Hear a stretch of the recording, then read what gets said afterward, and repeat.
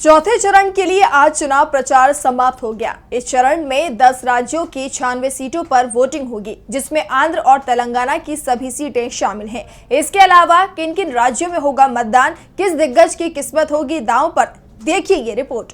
13 मई को 10 राज्यों की 96 सीटों पर वोट डाले जाएंगे, जिसमें से आंध्र प्रदेश की 25, तेलंगाना की 17, यूपी की 13, महाराष्ट्र की 11, मध्य प्रदेश और पश्चिम बंगाल की 8-8, झारखंड और उड़ीसा की 4-4, बिहार की 5 और जम्मू कश्मीर की 1 सीट शामिल है। चौथे चरण में बीजेपी और कांग्रेस के साथ ही कई क्षेत्रीय दलों की किस्मत का फैसला भी होना है।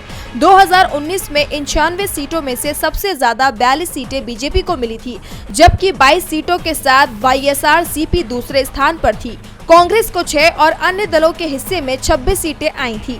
2019 में इन दोनों में से 11 सीटों पर बेहद करीबी मुकाबला हुआ था और जीत का अंतर 7% से भी कम रहा था। जिन सीटों पर करीबी मुकाबला हुआ था उसमें खूंटी से बीजेपी के अर्जुन मुंडा ने कांग्रेस के कालीचरण मुंडा से 1445 वोटों से उन्हें हराया था, तो पश्चिम बंगाल की बर्दवान दुर्गापुर से बीजेपी के MS अहलुवालिया ने टीएमसी के डॉक्टर मुमताज को 2439 वोटों से हराया था।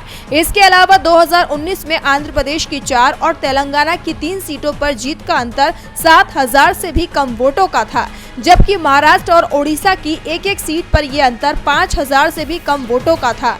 चौथे चरण में जिन दिग्गजों की किस्मत का फैसला होगा उसमें कन्नौज से सपा चीफ अखिलेश यादव, पश्चिम बंगाल की बहरामपुर से अधीररंजन चौधरी, जिनका मुकाबला टीएमसी के यूसुफ पठान से है, आसनसोल से शत्रुघ्न सिन्हा, तेलंगाना के हैदराबाद से AIMIM के असदुद्दीन ओवैसी और बीजेपी की माधवी लता, करीमनगर से बंदी संजय कुमार, लखीमपुर खीरी से केंद्रीय गृह राज्य मंत्री अजय मिश्रा टेनी, आंध्र प्रदेश के कडप्पा से YS शर्मिला और झारखंड के खूंटी से अर्जुन मुंडा का नाम शामिल है।